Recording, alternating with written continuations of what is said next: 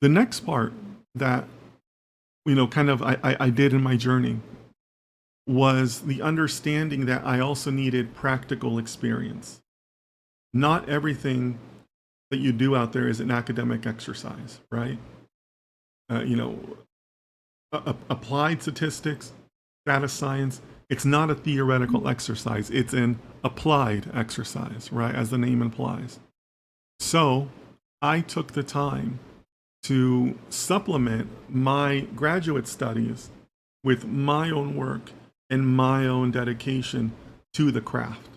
Again, being honest with myself and saying, hey, if somebody were to hire you today, it probably wouldn't go well. You only have the academic base, you don't have like a real practical base. So I have this period in my life where I made a commitment to myself